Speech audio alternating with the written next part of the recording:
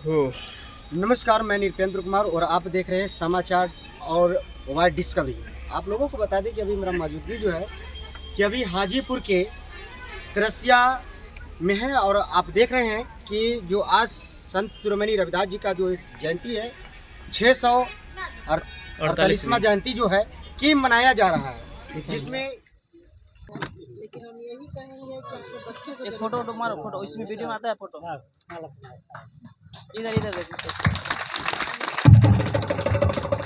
देखिए, पहले तो हम अपने संत शिरोमणि रविदास जी को उनके चरणों में श्रद्धा सुमन अर्पित करती हूँ। और आज से लगभग 650 वर्ष पहले उन्होंने जो संदेश दिया समाज को, वो आज भी अनुकरणीय है। उन्होंने हमेशा कहा कि बुरी आदतों से दूर रहिए और शिक्षा, वो बाबा साहब ने कहा था, शिक्षा वो शेरनी का दूध है, जो पिएगा वो दहाड़ेगा। तो हम यही कहेंगे अपने समाज के लोगों को, चूँकि हम भी रविदास समाज से ही आते हैं, कि अपने बच्चों को आप शिक्षित करिए, संगठित रहिए। जिस तरीके से सभी समाज के लोग एकजुट होकर के समाज की बात करते हैं, समाज के लिए खड़े रहते हैं, क्योंकि ये लोकतंत्र है और लोकतंत्र में जनता की ताकत सबसे बड़ी ताकत होती है।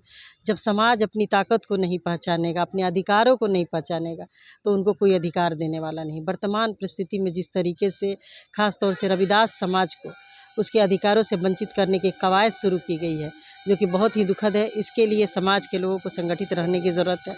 और मैं लोग कुछ कह रहे थे कि मूर्ति टूटा हुआ है। हाँ, ये पता चला अभी ये रोड बनाने के दरमियान रोड मूर्ति टूट गया है। और जहाँ भी सरकारी ज़मीन होगी, प्रशासन से मिल कर के और रविदास जी की मूर्ति बनवाने में हम पूरा सहयोग करेंगे।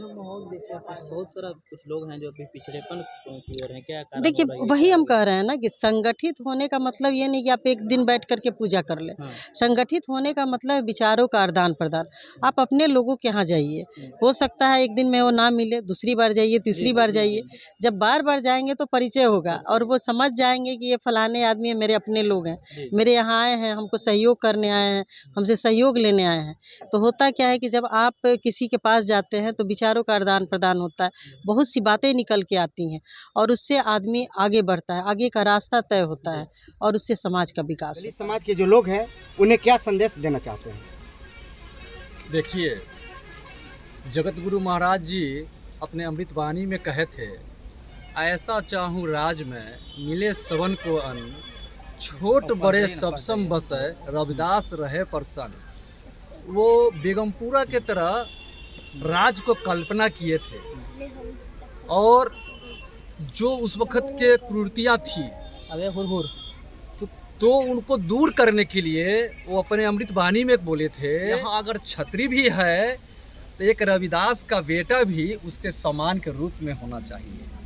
अगर एक ब्राह्मण भी है तो एक डोम का बेटा भी उसके सम्मान के बराबर होना चाहिए। या वो बैस है तो उसके सम्मान के बराबर एक मेहतर का भी बेटा होना चाहिए।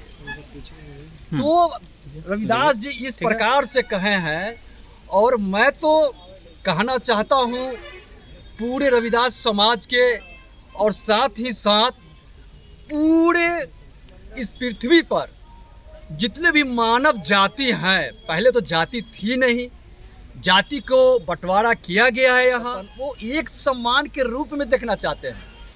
और जो आज के दलित समाज के युवा हैं उनसे भी हम अपील करना चाहते थे, बता रहे पंडित ज्ञानी कौन चाम से न्यारा, चाम का ब्रह्मा, चाम का विष्णु, चाम का सकल पसारा, कर रविदास सुनो रे ज्ञानी पंडित, चाम का गुरु नहीं हमारा। का गुरु थे। उस वक्त इतनी विडम्बना थी, इतनी जात पात थे, इतनी कुर्तियाँ थी उस वक्त। तो इस युग में जब अम्बेडकर साहब को बाहर पढ़ाते थे तो रविदास जी का गुरु कैसे हो सकते? कबीरदास जी कहे थे कि चाम मांस और रक्त के तन का बना आकार, आँख पसारे देख लो सारा जगत है चमार। ठीक है सर, उन्होंने विषय रखा था। अपना परिचय दे दीजिए। मेरा नाम सुनील कुमार दास हुआ। सबसे पहले मैं संत गुरु सहित रविदास जी के चरणों में आदर प्रणाम करता हूँ।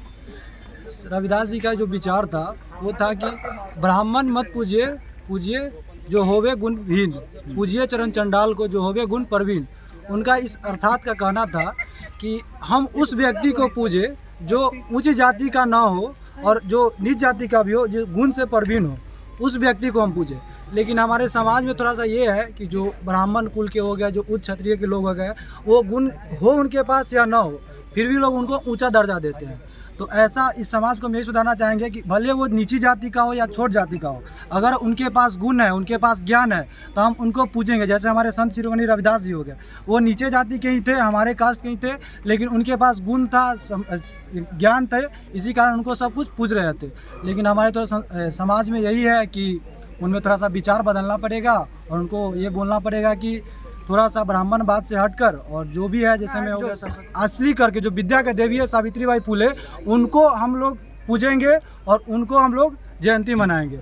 ये सब कौन कौन लोग आज आए थे, किनको किनको आपने बुलाया था यहाँ कार्यक्रम में भाग लेने के लिए? जो भी लोग को बुलाया गया था, जैसे में परवीना देवी हो गई, जो राजापगड़ के विधायक जी है प्रतिभा देवी, वो आए थे, और माननीय हमारे विधायक हाजीपुर क्षेत्र के जो है अवधेश राय जी, वो भी आने वाले हैं अभी, और अरविंद राय जी भी है, सब आने पधारने वाले। सभापति जो है संगीता कुमारी, वो भी आने वाले हैं। मतलब पूरी समानता के साथ सभी लोगों को आपने बुलाया है कि आप मेरे यहाँ आइए देखने के लिए। क्या आप लोगों ने कोई उम्मीद किया कि इस तमाम जो नेता आ रहे हैं, जो जीते हुए विधायक हो चाहे हारे हुए हो, उनसे कुछ आपने डिमांड की क्या? कुछ उनसे हमको यही उम्मीद है कि जो हमारे क्षेत्र में जो भी विकास हो थोड़ा बहुत, मतलब उन पे ध्यान दिया जाए, और जो भी स्कूल वगैरह है मेरे क्षेत्र में नहीं है एक तरह से, तो उनके ऊपर ध्यान दिया जाए। उनके से यही। अभी जो मूर्ति टूटा है उसके लिए क्या कुछ आप लोगों ने अलग व्यवस्था की है? क्योंकि वो सरकारी काम है, वो तो चलिए आप ही के विकास के लिए हो रहा है। तो मूर्ति जो टूटा है तो उसका बगल में कार्यक्रम चल रहा है। एक मेरा नाम दीपक कुमार हुआ, मैं ग्राम चकौवा चिश्ती का।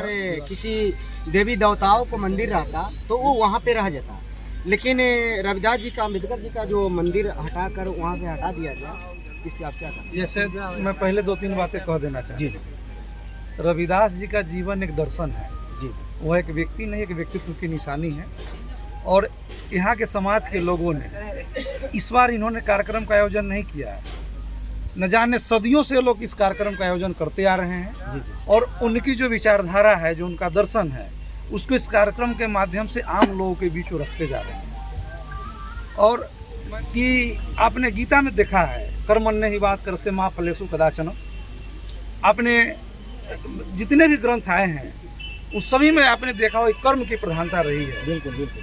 और इसलिए दुनिया के जितने लोगों ने कहा कि कर्म की प्रधानता है, उन सभी लोगों को संत की उपाधि दी गई। लेकिन रविदास जी ने यह केवल कहा नहीं बल्कि करके दिखाया, इसलिए दुनिया के संतों में इनको महासंत, संत शिरोमणि की उपाधि दी गई। कार्यक्रम करके युवाओं को एक संदेश देना चाह रहा है कि आप भी रविदास की तरह कर्म करिए। ये कर्म प्रधान देश है, और कर्म जब करिएगा तो आपको वहाँ संगम में नहाने की जरूरत नहीं है। कर्म जब करिएगा तो कठौती से गंगा निकलेगी और यहाँ लोग खड़े होंगे। संत रविदास को लोग कहते हैं कि दलित थे या बड़ी पिछड़ी जाति से, मैं ऐसा नहीं मानता। वो ऐसी महान आत्मा तो बिरले हजारों वर्षों में कभी एक बार जन्म लेती है। संत रविदास एक मजदूर होते हुए अपना काम में विश्वास करते थे, इसलिए राजा भी उनके दरवाजे पर खड़ा होकर भीख मांगने आया था। सर, उस बात को हम दोहराना चाहेंगे, जिस तरह से आप बोले कि जो संगम नहाने से कुछ नहीं होता है, तो संगम जो नहीं नहाएंगे वो तो देशद्रोही कहलाएंगे। नहीं, ऐसा कुछ नहीं है।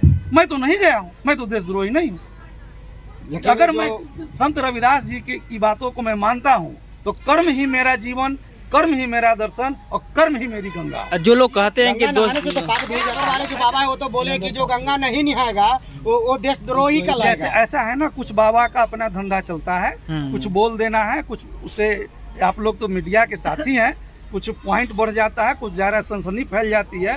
मित्रों, ऐसी बात नहीं होती। गंगा नहा लेने से अगर पाप धुल जाता तो सारे पापी गंगा नहा के पुजारी बन जाते, वैसा होता नहीं है। लेकिन सर, एक सवाल और है मेरा, तो हम आपसे ये जानना चाहते हैं कि जितने लोग लाखों करोड़ों की संख्या में लोग गए वहाँ, क्या वो सब पापी हैं? और मैं बताता हूँ, मेरे एक मित्र हैं, मैं चूँकि आपका एक मिनट लूँगा। जी बिल्कुल। मेरे एक मित्र हैं, सब परिवार गए थे प्रयागराज नहाने। बड़ा दुख हुआ, बड़ा दुख के साथ इस बात को मेरे कहना पड़ता।